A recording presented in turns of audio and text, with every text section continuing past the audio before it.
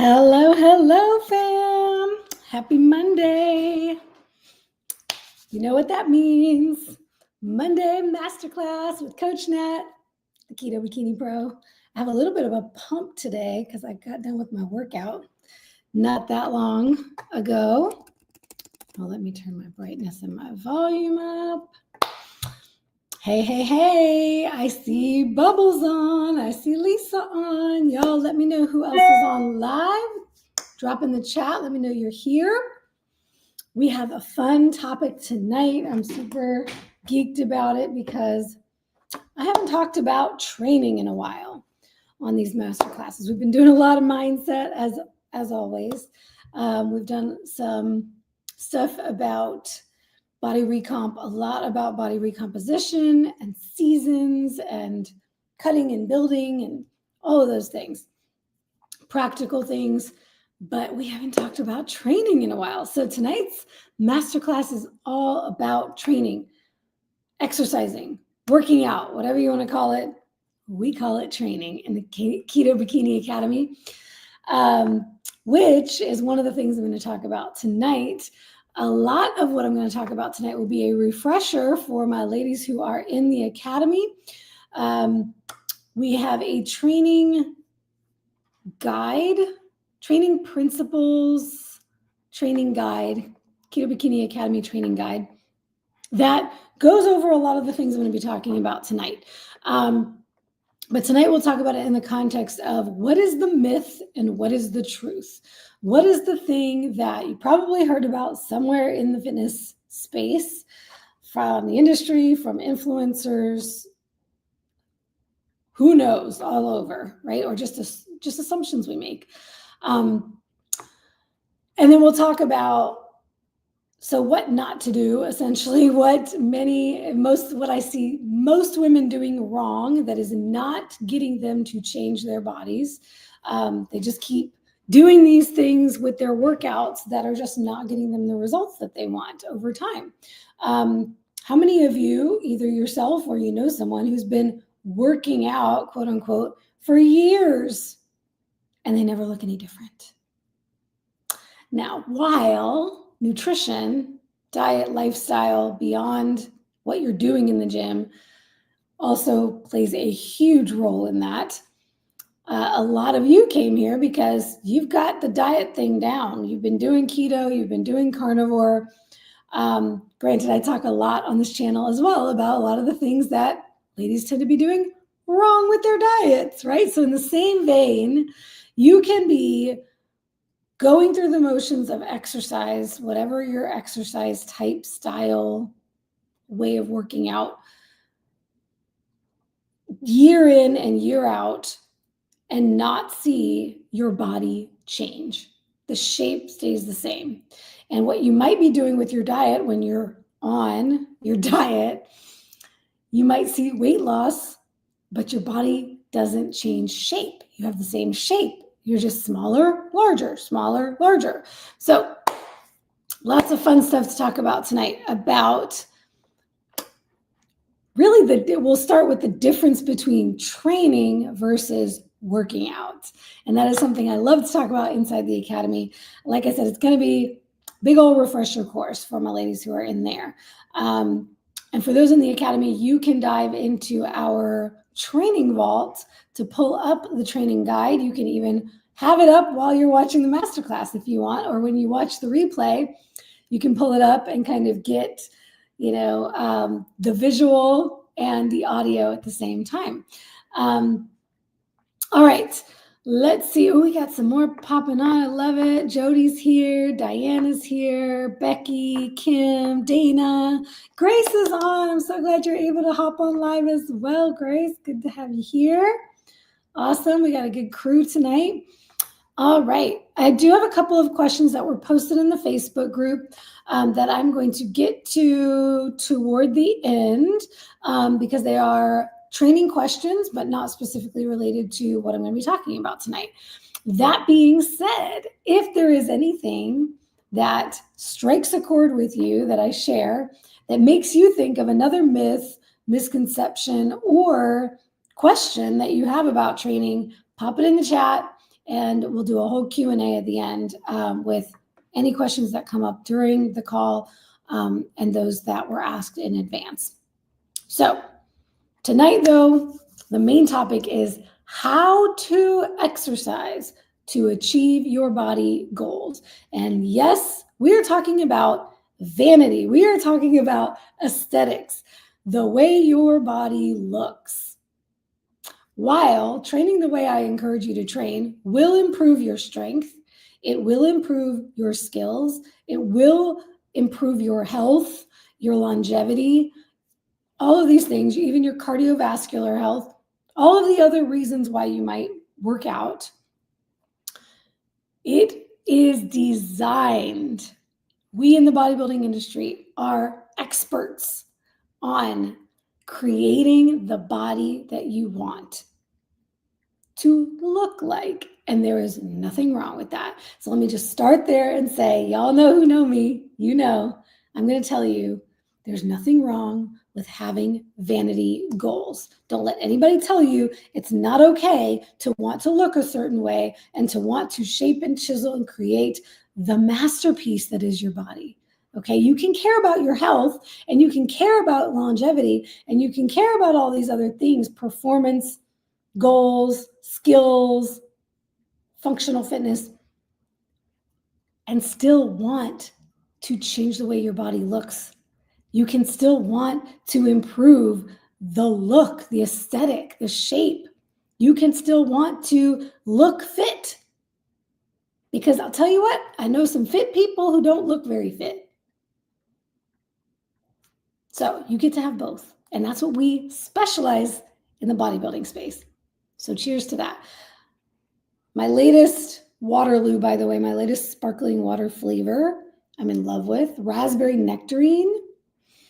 And your girl was really good with her water intake today. I'm almost done. So we're doing a bubbly for the masterclass today. Because I'll sip it slower. And I don't need to be chugging right now. Okay, so first things first, kind of what I alluded to. Not all exercise is going to get you where you're trying to go in terms of aesthetics, your physique, the look of your body. Bodybuilders, we train a certain way to literally chisel our masterpiece, to create the aesthetics and the shape that we want and that we need to be competitive on stage. And for women, while there are lots of different divisions in bodybuilding, the grand majority are working on a similar idea with a little bit difference in the level of muscular development and the level of leanness when we get to stage. That's the main thing that separates the divisions, although there's a little bit of unique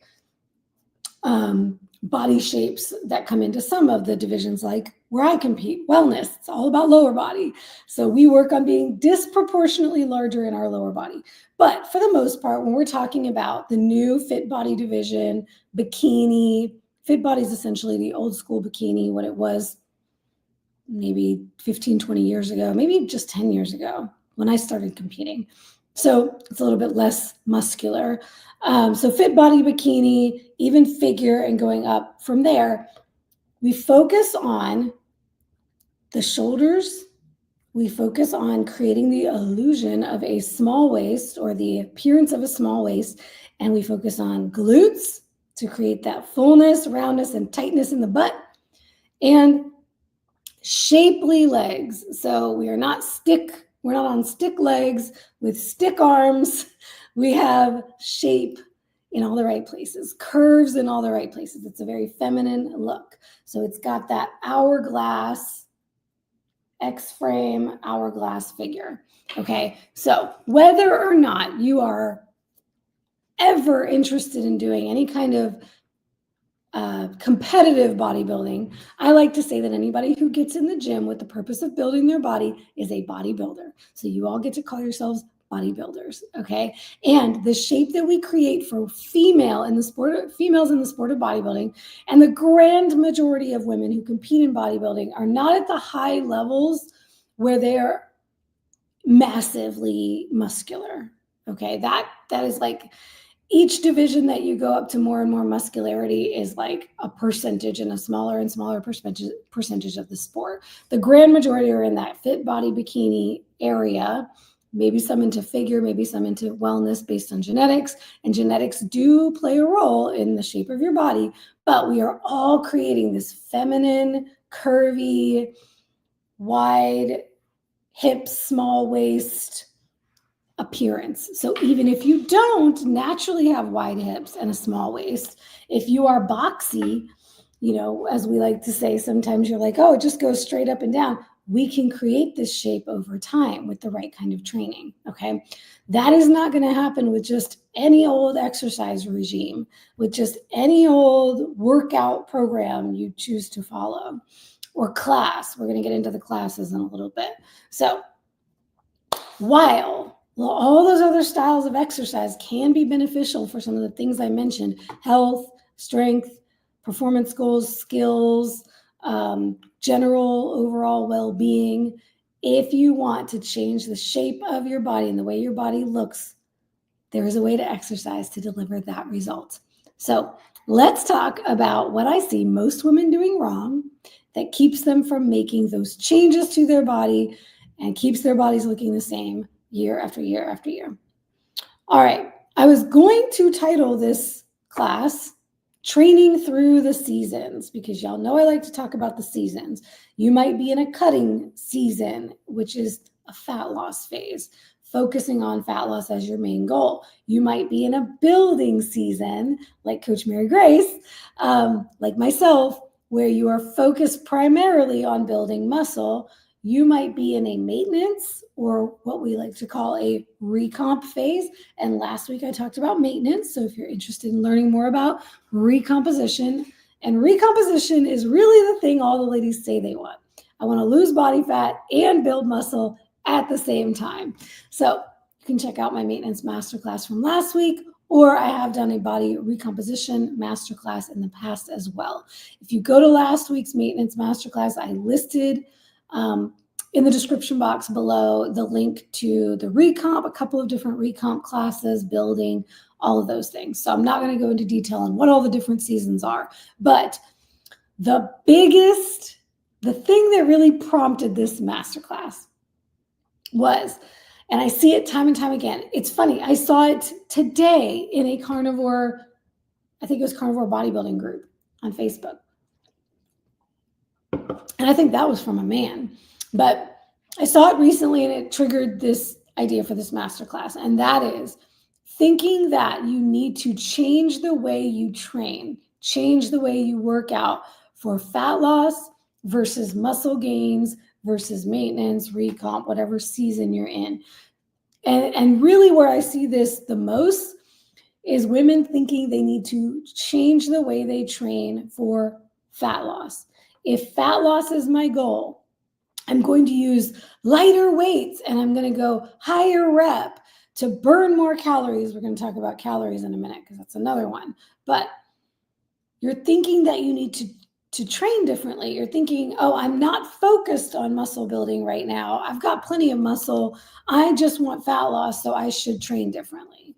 I shouldn't lift as heavy. I should do, more faster reps and more reps. So I'm doing like 20 fast bicep curls because I want to burn calories to lose body fat instead of going slow and controlled with heavier weights. So I think what I'll do tonight, we'll talk about a myth and then we'll talk about the truth of that myth so we can stay in the same. Otherwise, I'm just going to basically go right back through all the topics again when we get to the truths. So the myth is that you need to train differently when you are focused on fat loss. Absolutely couldn't be further from the truth. The truth is that in a fat loss phase, you are at risk for losing muscle more so than when you are in a maintenance or a building phase. The difference in your phases is going to be your nutrition and your activity level / cardio. And for bodybuilding, for training for aesthetics, for chiseling your physique, we do not do cardio combined with weights.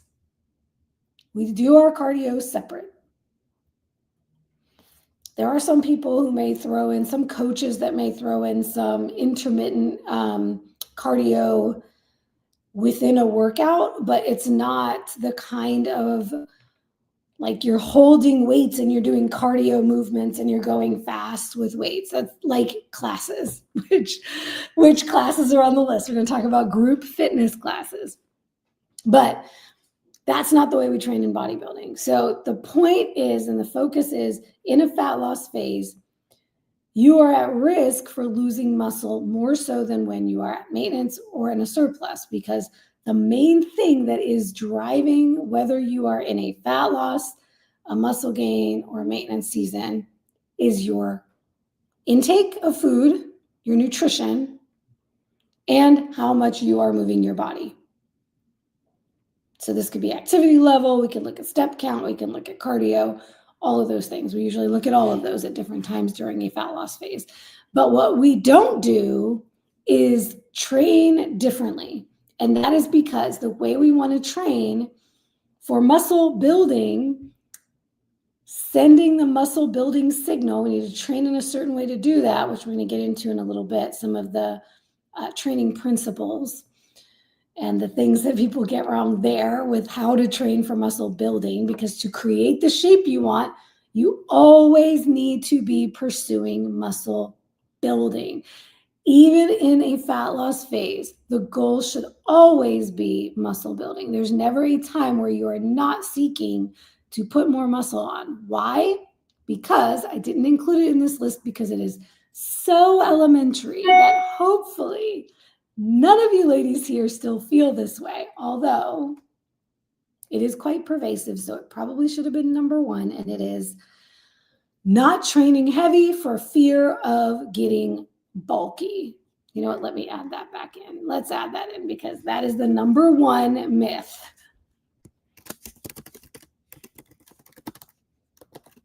There we go. It's in there. That's now number one. And let me number these so it will. So I'll be able to track where I am with these. Okay.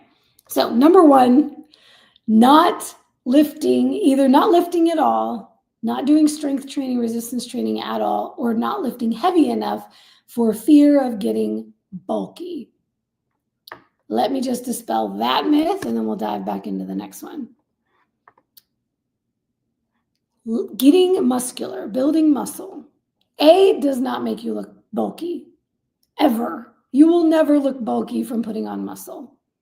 What makes you look bulky and feel bulky when you start lifting is if you still have body fat over top of the muscle, that when the muscle grows, if you haven't shrunk the body fat, if you haven't released the body fat, you're not going to look fit and toned and whatever word you want to use there.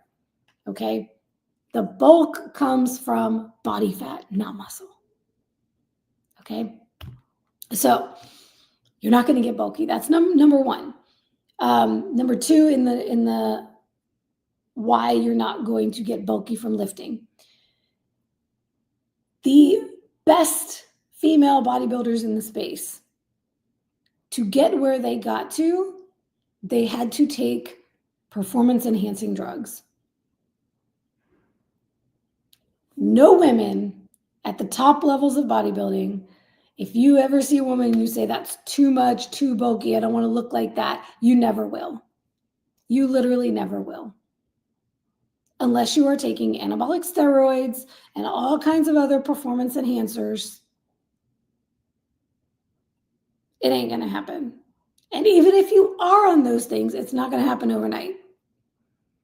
So do not fear getting bulky. That's number one. Okay.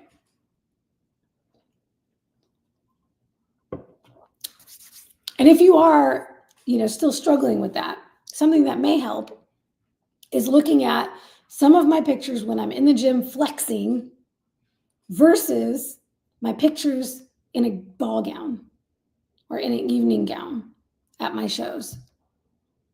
I look very different when I'm on stage, pumped up, flexing versus wearing an evening gown the night before. you will see that I don't look bulky. If you think that I ever look bulky in some of my pictures, it's because I'm doing that for a reason. I'm trying to make it appear that I have more mass than I do.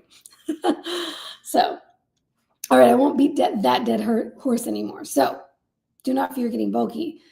Training through the seasons, training should not change during the seasons because, and another reason why you don't have to fear getting bulky, number one, as we age, we are at risk for sarcopenia, muscle loss, as well as bone density loss.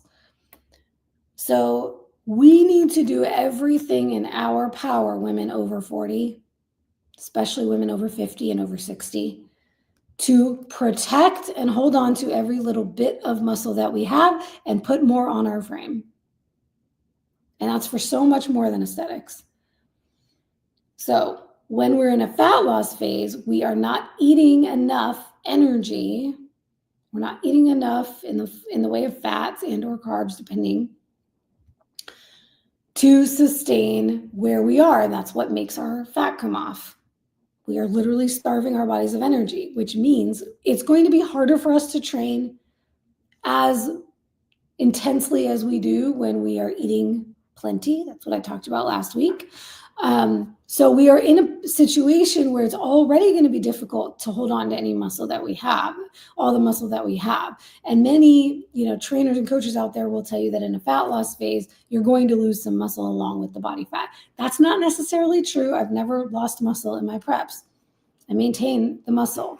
So there's ways that you can do that to mitigate against that. And part of that, a huge part of that, is training as hard as you can the same way that you do in your building phase or any other phase. So the principles I talk about when I get into the principles of training, they are the same no matter what your goal is, okay? All right, so that was number 2, training through the seasons. Don't change your training in a fat loss phase. All right. Number 3 myth is thinking more is always better.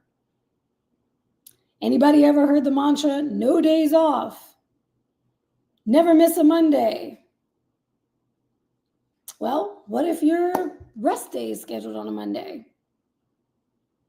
No days off implies that you have no rest days. Guess where you build muscle?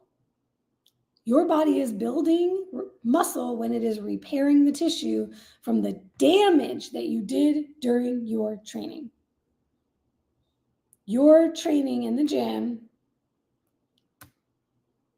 is breaking down your muscles, and then they have to repair. And when they repair during recovery, rest, that's when they grow. So more is not always better. Do not train 7 days a week. Do not exercise. Let me back up and use the term exercise or working out like most people call it. This is why we call it training. We like to determine and specify the difference between your resistance training days, your resistance training workouts, and cardio workouts or dance classes or Pilates or yoga or spinning or whatever else you're doing. Classify it so you can look at what you're doing, which we're going to get to in a little bit about prioritizing strength training.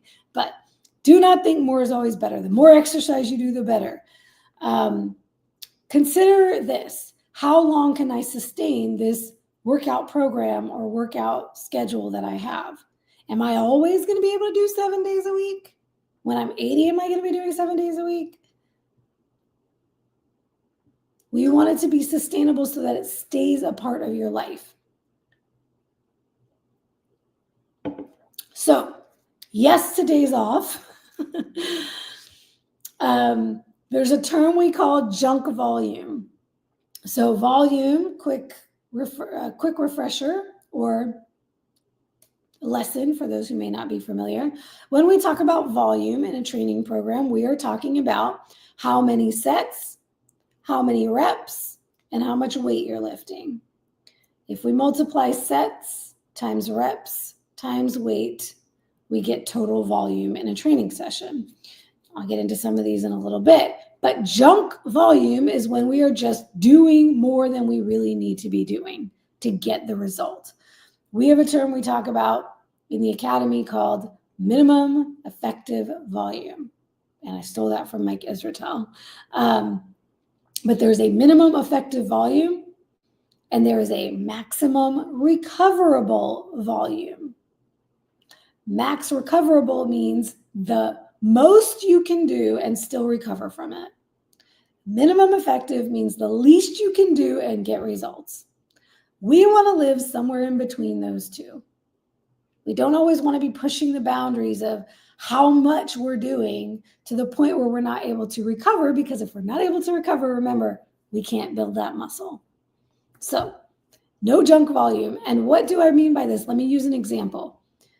It never, ever fails. Maybe 1 in 5 members or clients that come in will undoubtedly say, after the first week of their program, this didn't feel like enough. I think I need more. How about if I add these exercises? Or how do I add exercises? Can I add sets? Can I add? They always want to add. Or this isn't enough for my butt, so I need to add more. 10 times out of 10, our advice back to them is going to be, if it didn't feel like enough, you didn't work hard enough. Because our programs are designed to get you results. So maybe you didn't lift heavy enough. You didn't challenge yourself enough to lift a heavier load, to be able to increase that volume without adding extra exercises, adding extra sets. Generally, we don't advise that. You can add extra reps if you're getting to the last rep, and you're not feeling, and you're feeling like you can do more. Usually that means if you can do a few more reps after you've done your 10 reps that are written in your program or whatever it might be, if you can do more and more and more, you're probably not lifting heavy enough. So no junk volume. Yes to days off. And no to adding more exercises, more sets. If you do a lower body training program, especially one with us, and you don't feel like you worked your glutes, then we've got some work to do. And that's going to be, oh, you know what? I don't think I put that on here. Let's put that on here next. I put it in the other section.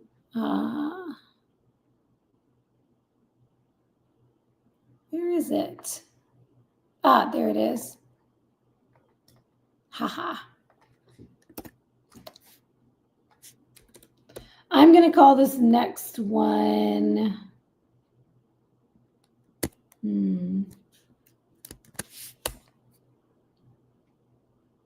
Going through the motions.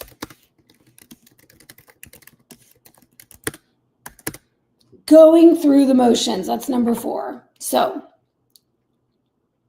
if you are doing your workout as written and you're not feeling like you're getting anything out of it or getting enough out of it, the question is, are you doing the movements correctly?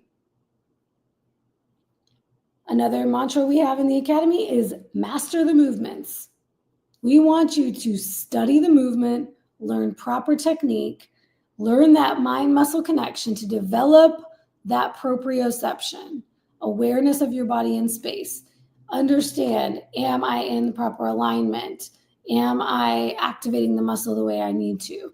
If you're not feeling your glutes after a lower body session from us or from anybody who specializes in building a bikini body, because the glutes are like 90% of it, you should be feeling your glutes. And if you're not, there's something that you need to fix probably in your technique. So get somebody to look at it. If you're with us, drop a form check video so we can check it out and help you out there. Okay, so do not go through the motions.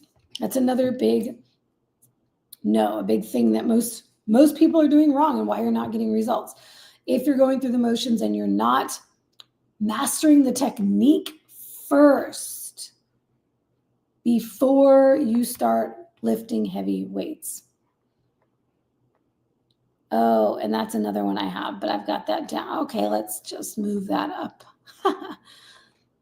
That flows better here. Okay, so that brings us to our next one, number 5, ego lifting.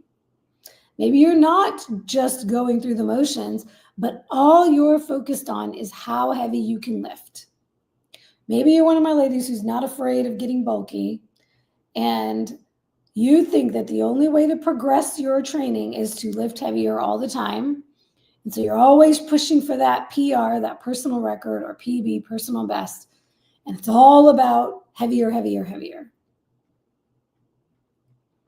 Ego lifting is what we call that. Just focusing on the weight and not thinking about, am I pulling with proper form? Am I using full range of motion? Am I getting enough time under tension? These are all things that we teach. So on the other side, I'm going to grab these and move these up. Of that one would be spend time mastering the movement. Spend time studying. Am I doing this properly? Get some eyes on you. Have somebody look at you and help. And so you can make sure that you are activating those muscles properly. There's something called gluteal amnesia out in the fitness space. And it is this concept of, sleepy butt, like your butt is asleep, your glutes are asleep. So there are ways that you can activate the glutes, any other muscle as well. We can do exercises without load, body weight, bands, to activate those muscles, engage those muscles, get that mind-muscle connection before you pick up weights, and you can get better results that way. So instead of ego lifting, focus on, while we still, absolutely, we want you to be able to improve your strength and increase the weight that you're able to lift. Of course, that is one of the tenets of progressive overload, which we'll get to in a minute. But focus on your form, focus on the time under tension. So slowing down those reps. I talked earlier about not lifting like this to burn fat, for example, but slowing down the reps. That's how you're going to connect to the muscle better. We call it time under tension. It's all about the tempo. Okay.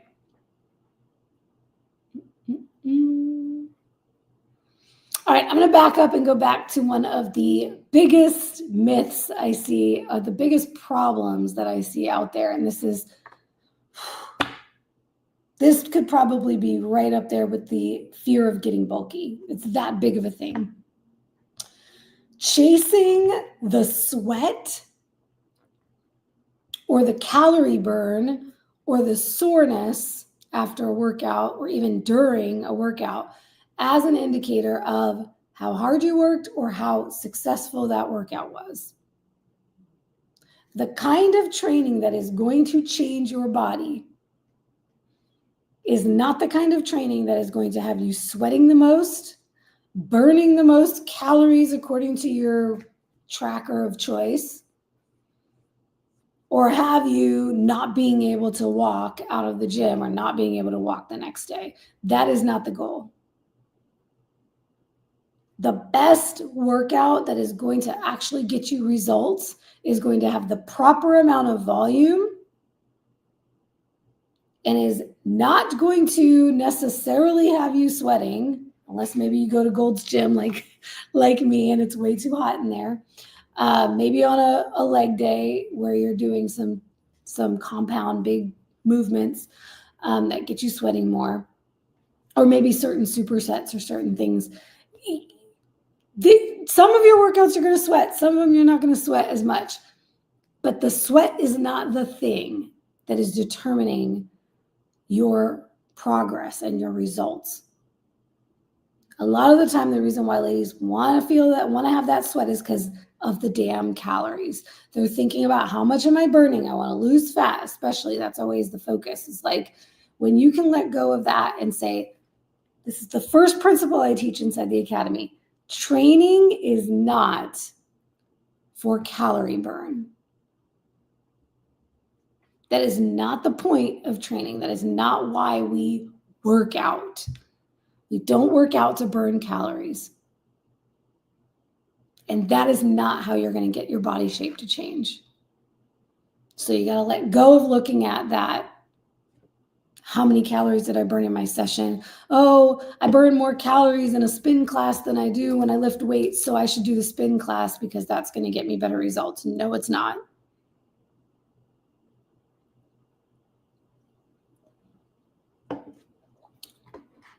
Oh, good comment from Amanda here. She says, make sure the workout setting in Chronometer is turned off. So if you are tracking your nutrition using a nutrition app like Chronometer or MyFitnessPal, or any of those, a lot of the time they will try to subtract, they will try to incorporate your workouts, calories burned into your overall intake, and then it will adjust and change how much food you have left to eat for the day based on your workout. And yeah, you definitely want that turned off. But even better would be like, don't even bother looking at the calories at all. Even if it tells you the calories, just look at your macros and focus on your macros for your nutrition side. But yeah, I mean, the same thing goes with, let's go into the next one, which is overdoing the cardio. And this is the thing where I'm seeing a lot in the space, this like 20,000 step goal a day. I am sorry, but first of all, if you're able to get 20,000 steps in a day,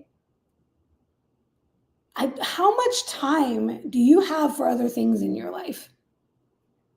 How much time are you taking away from your life to walk enough or run enough or whatever you have to do to get 20,000 steps in a day? That is not the goal. That is not the goal for the grand majority of people. There's nothing wrong with having a step goal. But when do we stop? Where's the top end here? Because it's getting ridiculous, these step count goals. They're working against you when it comes down to changing the shape of your body. You're putting this effort into your training, and then you're not letting your body recover by constantly moving. Now, of course, some of you ladies are sedentary individuals. I'm pretty sedentary when I'm not being intentional about moving. I don't, some of y'all work on farms, some of you have homesteads, and you naturally are going to get 12, 15, 17, maybe 20,000 steps a day. That's not what I'm talking about. I'm talking about the people who are chasing those numbers. So do not chase the high step counts, the cardio, and it comes along with this mentality of that seeking the calorie burn. And I used to be there once upon a time. It was all about, oh my gosh, I burned 700, 800 calories in this session. Like, first of all, those things are not accurate. We don't know for sure. Second of all, that doesn't tell you anything about your fitness, about your ability, it certainly isn't doing anything for changing your body. And it's more likely to strip the muscle off of you than to keep it, than to maintain it and build it. So bodybuilders, even in a fat loss phase, we manage our cardio very closely. We start out with as little as possible in our off season, and then we slowly titrate it up as we slowly start to bring our fuel, energy, macros down. So it's going like this: cardio over here, macros over here, boop, boop, boop, boop, until we get to show.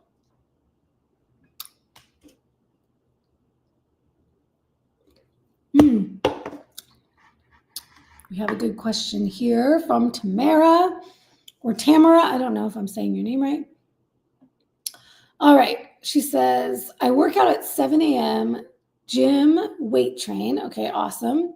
Then come home and walk a few miles. I've always worked out fasted. Is that bad? Oh boy, I did not put fasted workouts on the list.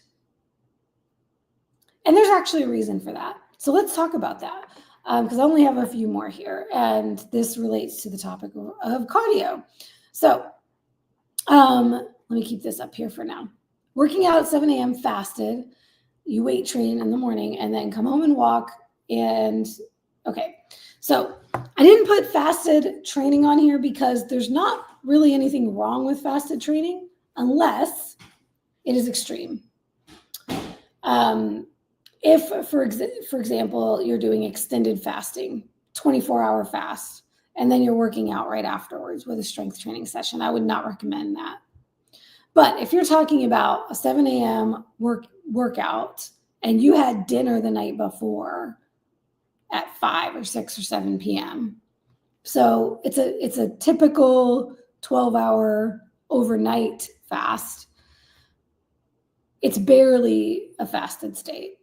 So as long as you are getting in enough protein for your body in the full 24-hour day, each 24-hour day, you're hitting your macros, you're getting enough for what your goals are in terms of overall nutrition for the day, and you're not doing these extended fasts and then also going to be fasting after the workout. So in that situation, I would recommend eating that first meal as soon after your workout as possible.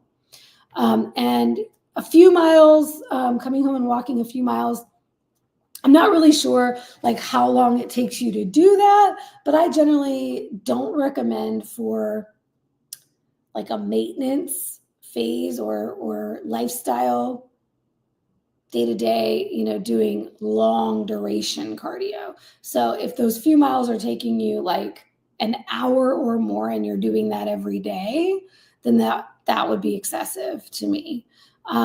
Like I said, generally in an off season for me, if anything, it might be a 20-minute walk. And it's like a leisurely walk. It's not like cardio. And it's not miles. I think maybe 1 mile at the most. And then as I'm in a fat loss phase and I'm starting to add cardio, then I might work my way up. But I'll tell you, even going into shows, I'm not doing an hour of cardio a day. So I will say that the order in which you're doing that is great. What you don't want to do is extended cardio sessions of 30, 45 minutes to an hour before your training session, because now you're using that energy for the cardio and you don't have the energy for the strength. So great in terms of the order of events. You're doing your strength training first. You're using your strength and your energy for your training, and then taking a walk afterwards. That's always the way I do my cardio. I will either tack it on to the end of my weight training session or do it in the morning fasted, and I usually train later in the day. And that's generally what you're going to see for a lot of bodybuilders. We'll split it up that way. We never do it right before our training. So cool. Glad that helped. Oh yeah, Sabette over here. 15,000 steps a day, mowing, planting, weeding, shoveling, and spreading mulch. Oh yeah. Oh yeah. So I'm not talking about her. She got work to do. And I imagine, I mean, I know you have a lot of that work to do a lot of the time, but I imagine it's not 7 days a week of that. I hope it's not 7 days a week of that, because that's a lot on your body. Dana has a question about cardio. I've been gradually increasing my step count from 7,500 to closer to 10,000 per day, but am noticing knee pain. Doing too much, possibly, or possibly too much at one time. So if you can split it up, or do something different, right? So if it's, I don't know what you're doing to get to that step count, if it's just kind of day-to-day activity or if you're doing some actual cardio. But for me, for example, something that changed the game for me a few years back with a new coach I was working with, he switched me to bike. He was like, do more bike and do less walking, because I was doing a lot of treadmill incline walking or treadmill intervals. And it was hard. Walking itself, y'all, walking is wear and tear. Tends to be a lot of wear and tear on the body, even more so than other forms of cardio. So, and she answered my question, daily activity with about a 2-mile walk. Yeah, so what I would do is break that walk up into 2 separate walks, or ideally, is there something else you can do besides walking? Because I notice personally for me, it's my hips tend to bother me more from all the walking. But for some people, it's their knees or their ankles or their feet. So it certainly can be, you may want to look at doing something different. The bike is awesome. The stationary bike is awesome. Elliptical. I just did elliptical the other day for the first time in a while as my warm-up. Oh, good. Sabette says, nope, tomorrow won't be anywhere near that. Cool. So she's got her rest day. It's nice. Yeah. When we can balance these things, right? The extremes is the concern, is when we're like trying to hit, I'm seeing in these groups, you should be hitting 20,000 steps a day, like every day. No, thank you. That's a good way to be skin and bones and probably some hanging fat if you haven't built some muscle. Okay, so that was overdoing cardio. The next one relates directly to that, and that is abusing active recovery days. These are like the same, 2 different sides of the same coin, I suppose. This is where, once again, same kind of concept, and this usually comes from that mentality of wanting to burn more calories and wanting to lose more body fat or lose more weight. Using active recovery as an excuse to do too much activity and not actually recover.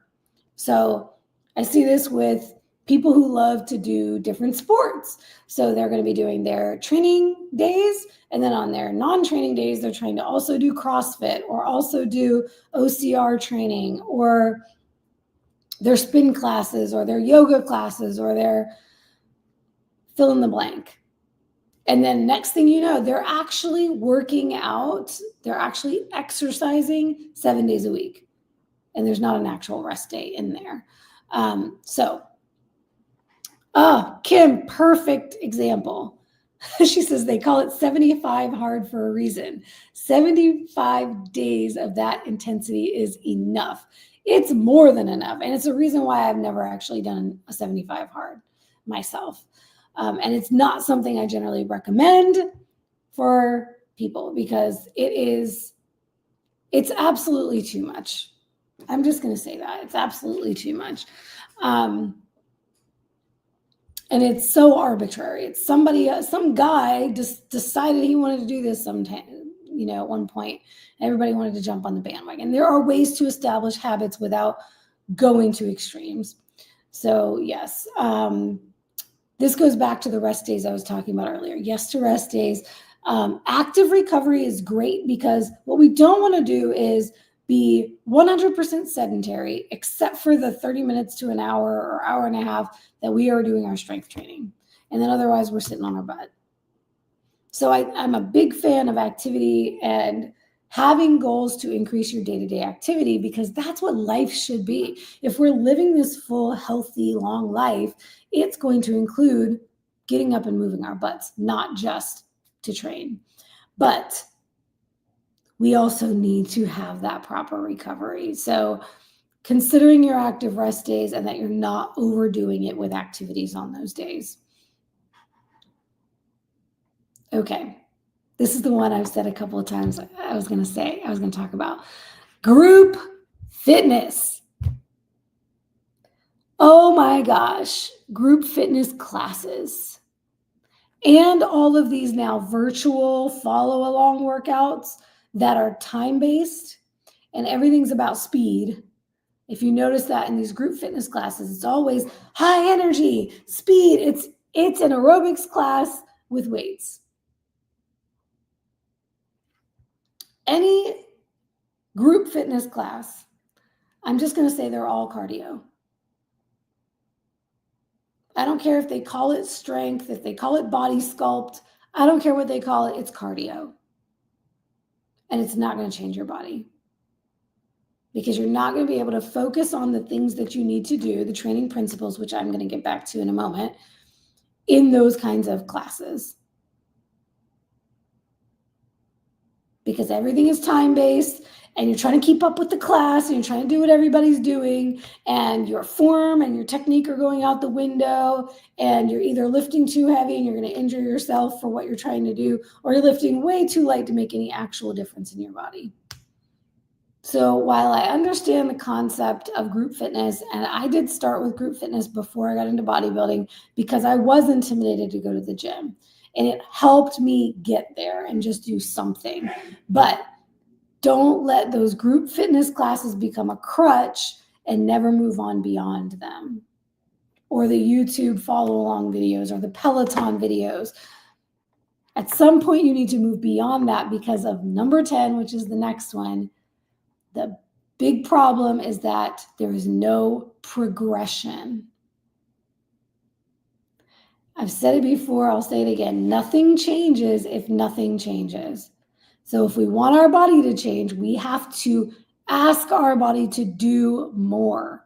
We have to ask our bodies to overcome challenge, to progress and get better. So if we want progress, we need to progress, right? So, and this is especially what I don't like about those classes, because there's no progression. You're doing the same thing all the time.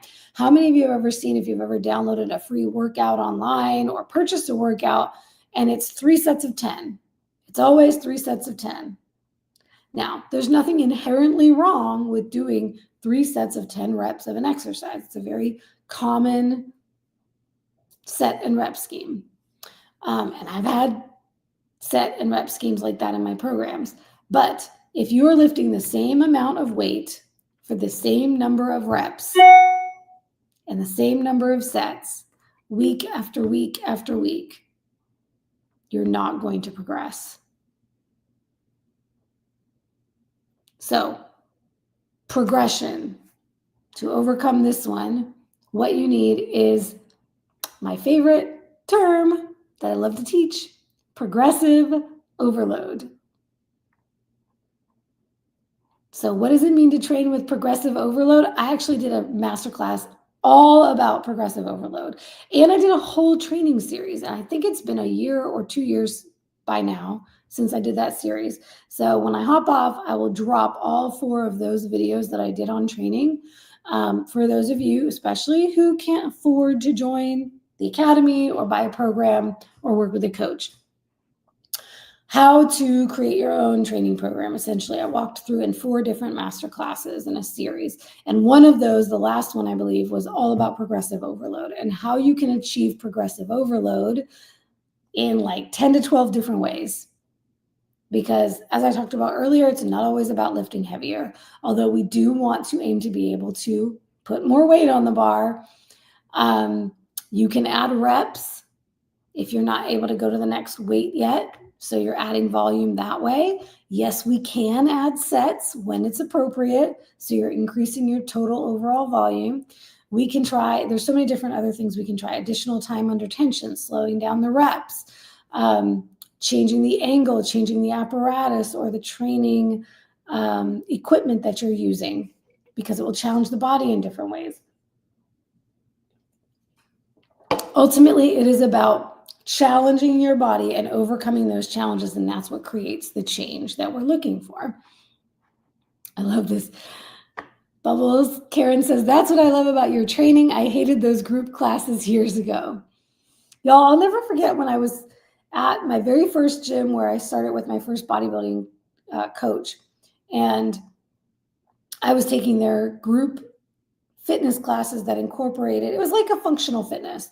They incorporated weights, they incorporated different things, but I would say to my coach, well, can't I just take those classes? And he was like, no, it's not going to get you where we're trying to go. And he was right. So Becky says, absolutely no progress. I was doing YouTube weightlifting when I found the academy. Now I'm growing a booty. Yes, you are. And she's getting on stage, y'all, this year. It's so exciting. Okay, so I have one more on this list. And it's probably one that y'all have heard me talk about before. all or nothing thinking.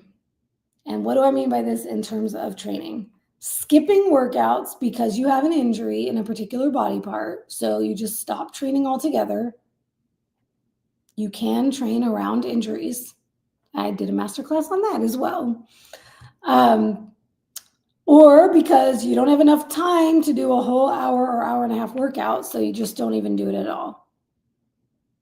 That is one that has challenged me many times, and I've pushed myself to go, just do an exercise or two, just do 20 minutes. Take the time that I do have and get done what I can. I can always finish the rest of the workout tomorrow.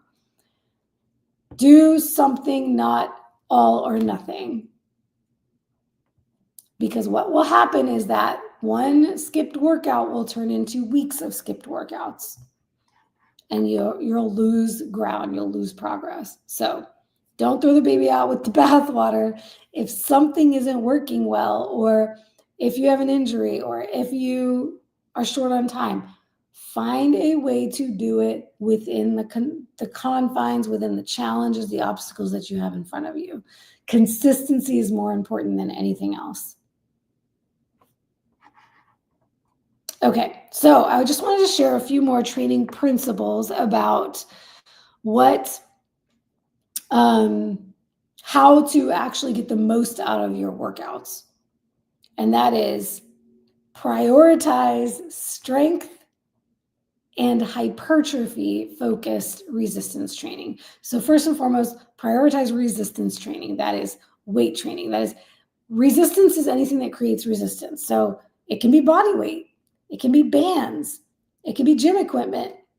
It can be weights. It can be machines. Resistance, okay? And what I mean by strength and hypertrophy, these are just kind of training terms that separate types of training. Bodybuilding tends to be a combination of the both, but mostly hypertrophy focused. Hypertrophy means building the mass, building tissue, actually creating more muscle. So the way that we train for hypertrophy, we train within typically a certain rep range, and we push for close to failure. We are pushing not all the way to mechanical muscle failure, as in every single rep or every single set, every single exercise, you can't lift the weight again. That would be mechanical failure. And from time to time, you want to strive for that and try to hit failure. That's a great thing to test your strength from time to time. We don't want to do that all the time with every single exercise, every single workout, but generally you want to get close to that feeling of failure. So how close am I to not being able to do another rep? And that's what we will tend to call reps in reserve, 1 to 2 reps in reserve. Those last, and this is the way I like to explain it, the last 2 to 3 reps of your set are very difficult to complete. So it might look like this with a bicep curl. You know, you've done your 6, 7, 8, and then it's 9, 10. Can I go for 11? Nope, I can't go for 11. Okay, so you got pretty darn close to failure. You were basically 1 rep away from failure there. That's what we like to see in hypertrophy-focused training, and you're going to tend to see that with reps of anywhere from 6 up to 12, 15, 20. 20 and 30 reps is usually getting into what we call strength endurance. You can still get hypertrophy with that. So let's say you only have bands or you only have low weights and you have a home gym, and it's not enough. Like you do 12 reps and you could go for another 12. So you're not feeling like what I just showed you. You're not feeling that until you're getting to like 24 reps. That's okay. You can work with that and do, aim for 30 reps and see how close you can get with those lower weights. So it's not always about light versus heavy. Those are very arbitrary terms. It's about what is heavy for you. You want it to be heavy enough that you are coming close to failure on your sets, regardless of what rep range you're doing, whether you're going for 6 reps, 8 reps, 12 reps, 15 reps. But so you'll see, and that's what you see in our academy programs. We usually have a range of anywhere from 6 to 15. I love a good 8 to 12. We work with those. Sometimes we'll do some 20s, things like that.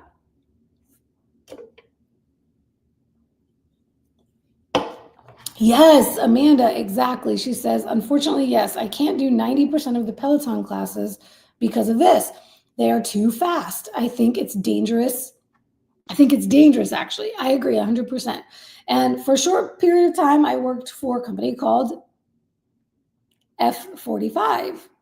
I don't know if y'all are familiar, but F45 is basically functional 45. It's 45-minute classes, and they do functional fitness. It's designed to be like CrossFit, similar to CrossFit, but they're not doing like the Olympic lifts. They're not doing like these technical lifts. But it was time-based, and it was just, luckily, by the time I was working for them, I knew, so when I was taking classes for myself, I would go slower and I would pick up heavier weight and just kind of go at my own pace. And I didn't worry about the timing, and I wasn't trying to keep up with the classes, but that was not my jam. And y'all know, if y'all have been watching me for a while, we used to have a gym in walking distance that we loved. Well, it closed. And now the only gym that we have here in our town center is F45. And I'm like, I'm not joining that because it's basically glorified cardio classes, in my opinion. So prioritize your strength training. And that means other activities that you enjoy doing, don't try to double those up with your training, and have so many, if you have another activity or a sport that you really love and you want to do that 2 or 3 or 4 times a week, then you don't have time to also be doing 4 or 5 or 6 strength training sessions. So you're going to have to really look at your schedule and say, what's most important to me right now? And you may have seasons where you really want to spend more time on your sport. And you may have other seasons where you're like, you know what, I really want to focus on doing what I need to do to create the body that I want. So I'm going to only do my activity 2 days a week for now, for the next few months. And I'm going to focus on 4 days of strength training or something like that. So that's another thing a lot of the time I have to work with clients on, letting go of some of those other activities because they're actually taking away from your goals. I recently started going back to the dance studio. This week is the first week I'm going to be doing 2 dance classes in a week. So I've scheduled them on Tuesdays and Thursday, and I'm doing my strength training hypertrophy days on Monday, Wednesday, Friday. And our current program really works well for that because we're taking a rest day every other day. So we're on that 1 day on, 1 day off training schedule right now. I've been playing with those because as a 42-year-old woman myself going through perimenopause, I'm realizing that I need a lot more recovery time. And I'm getting better results with more recovery time. And we're finding that a lot of our ladies are benefiting from that style of scheduling training with rest days as well. So one more thing I wanted to mention on the training principles. So hypertrophy focused resistance training, progressive overload, time under tension, slow tempo, master the movements, study and learn the proper technique, and be sure that you are doing them correctly and focusing on that mind-muscle connection. And then finally, we talked about rest days, but also rest periods. This was a big thing I didn't understand when I started training like a bodybuilder. It was like, oh, so boring. I didn't want to have to wait in between sets. And this is a big thing I see, the same kind of thing as wanting to add other exercises and wanting to get the calorie burn. I see clients who are like, oh, I started jogging in place during my rest times. I do my set and then I run around the gym a couple of times, or, I jog in place, or I started doing abs in between my sets. I'm like, that is not rest. When we do our style of training for bodybuilding, we have a exercise, or we might have 2 back-to-back exercises in a superset, or sometimes we may rarely have a giant set or a circuit, but I don't do a whole lot of that in bodybuilding training. Usually it's 1 or 2 exercises one exercise with a rest, and then you do that exercise again, and you take a rest, and you do that exercise again, and then you take a rest for your 3 sets or 4 sets or however many sets you have. Or you might have a superset where you have one exercise, you go right into another exercise, and then you take a rest. So those rest times in between your sets are for resting. They're for resting your muscles, and they're for resting your entire body, your central nervous system, systemic rest. If you are keeping your heart rate up by doing cardio during the rest times, or you are working, your abs, which is also going to keep your heart rate up too, those things are not going to allow you to get the rest the point of those rest times is to let your muscles be ready to go again as hard or close to as hard as they did the last time. With each set, you're going to have a little bit of fatigue. So by the time you get to your 3rd set, you shouldn't be able to lift the same amount of weight for the same number of reps as you did on the 1st set. If so, you're either not resting long enough or you didn't lift heavy enough, but your muscles should be fatiguing by then. You don't want them to be fatiguing by this other activity you're doing in between your sets. Rest. And inside the academy, with our workouts, we have a rest timer. So once you finish your set, it starts the rest timer, and then it'll tell you when it's time to go again. I love that feature because I was terrible about rest times because I would get distracted and look at my phone, and next thing you know, too much time has gone by.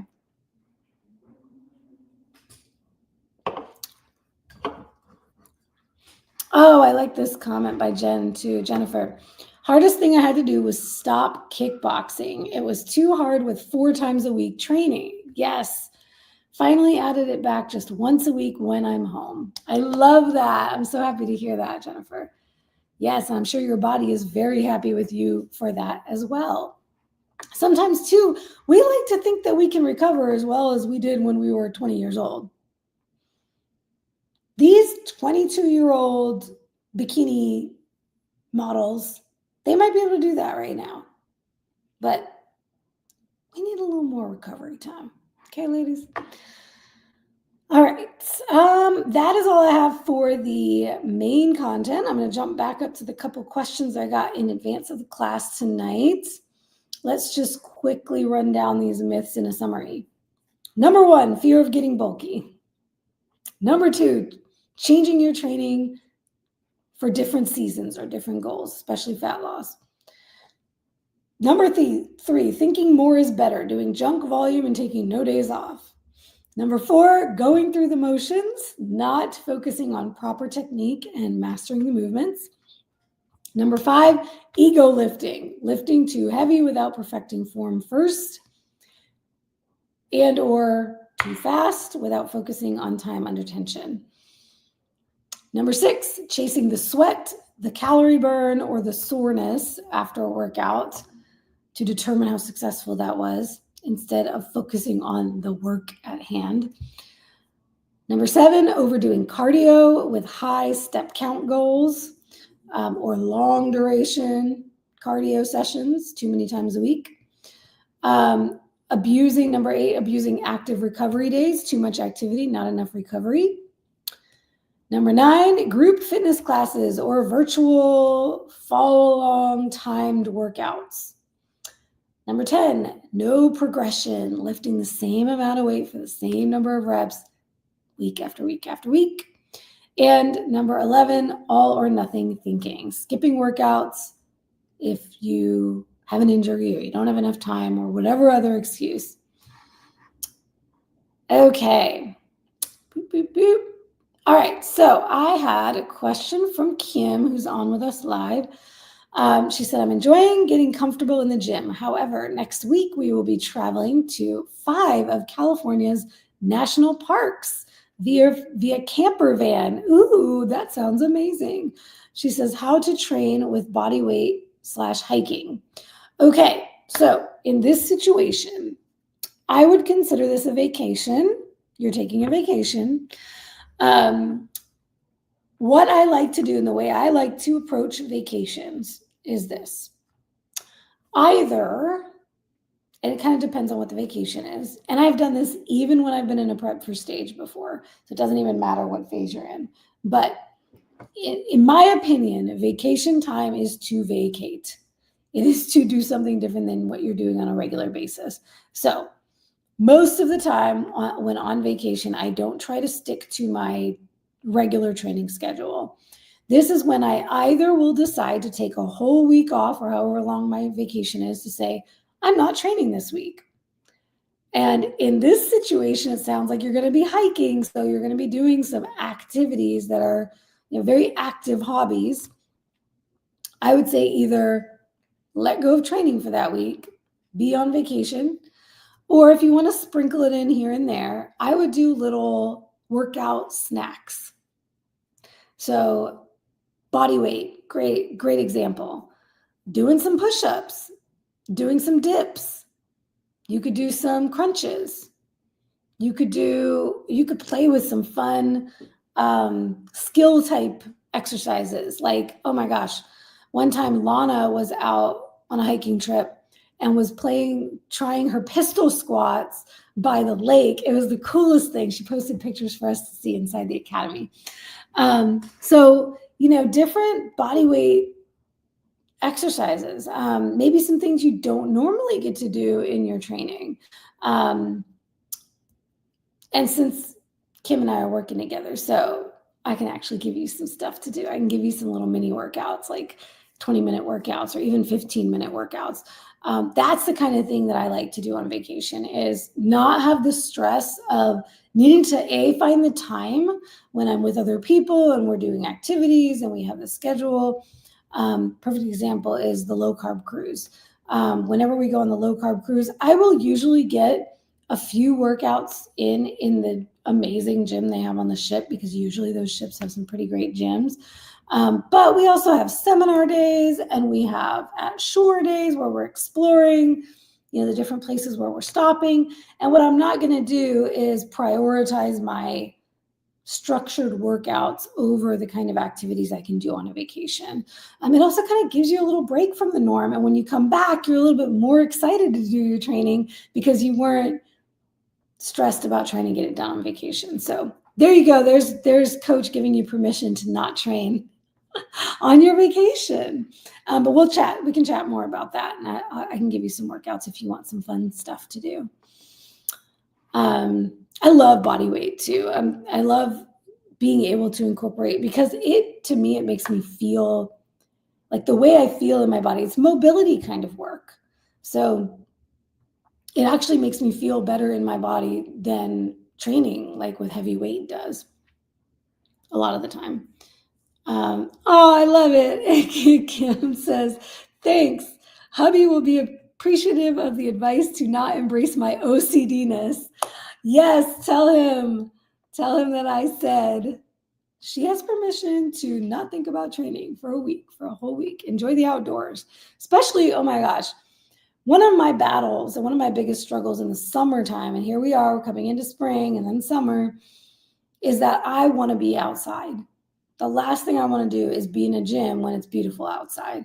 So I'm going to be playing with my training schedule to figure out, like right now I'm thinking of moving it to early afternoon. I might move it to mornings so that I can enjoy like the beautiful afternoons and evenings that we have here in the spring and summer. Because I'm just not going to want to pull myself away from the outdoors. Okay, so Erica had a question. She said, I've been experiencing what I believe are short-lived but intense exertion headaches when going heavy or increasing the weight to my max ability, along with needing a full 2 to 3 minutes to recover heart rate to normal. So even if you can maintain form and your muscles are physically doing the work, albeit pushed to their max, is there a point where your central nervous system becomes the limiting factor and you should back off? She says, this is only happening on heavy lower body compound movements like squatting, deadlifting. Okay, so the big lifts, yeah. Okay, so this is really interesting that I have personally never experienced this myself. I have personally never had a client experience exertion headaches. I chatted with Bronson about it. I was curious about him because he tends to get headaches after back day when he's deadlifting. I believe it's his deadlift days. But for him, it happens the next morning or 2 mornings later, he'll wake up with a headache. And it has to do with certain muscles and potentially nerves that are being triggered. And then for him, it happens afterwards, along with like the DOMs. But so I had to actually research this one. And from what I gather, it could be there are a few things that could be at play here.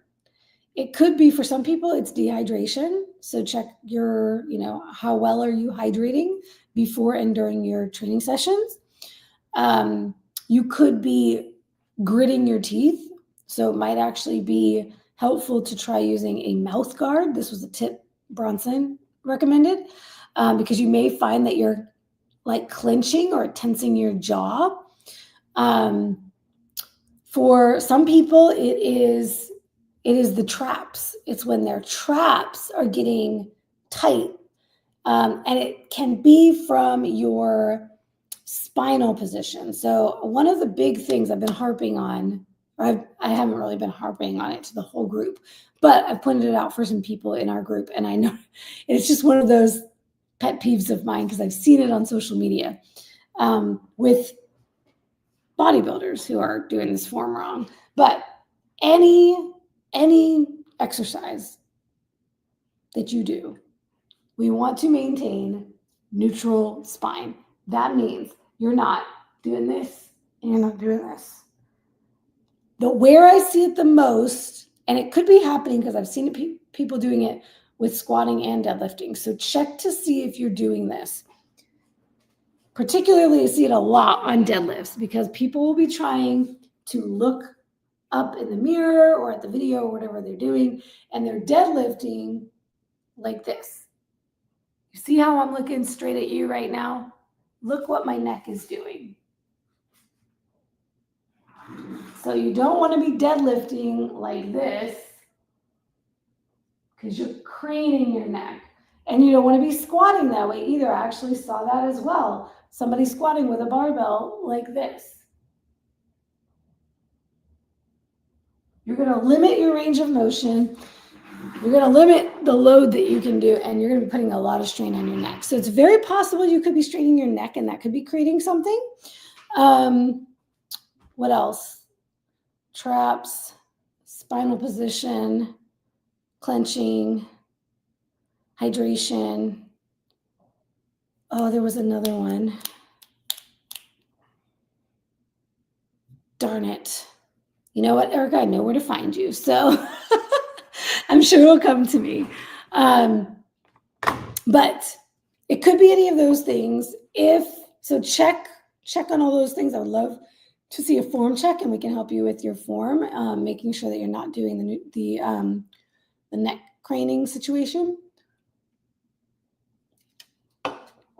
But then she asks, is there a point at which, should you back off? So if you are noticing that you are, when the headaches are happening, if they're feeling debilitating, yeah, you're going to need to pull back and modify the rest of your workout. So let's say you're only on your second set of squats. You could try lowering the weight and going for more reps. So as I talked about earlier, it could be that load, that particular load is a bit much. You may be able to achieve the same progressive overload by dropping the weight and aiming for 5 more reps, for example.